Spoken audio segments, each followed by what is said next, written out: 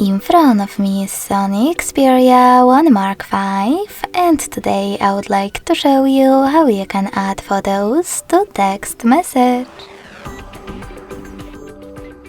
Begin by opening Messages app and selecting one of your chats. Now tap on this icon with a camera and a photo at the bottom left corner. Following that, just click on your photos that you wish to add, or select Folders at the top. Hold one of your pictures and click on Select at the top right corner.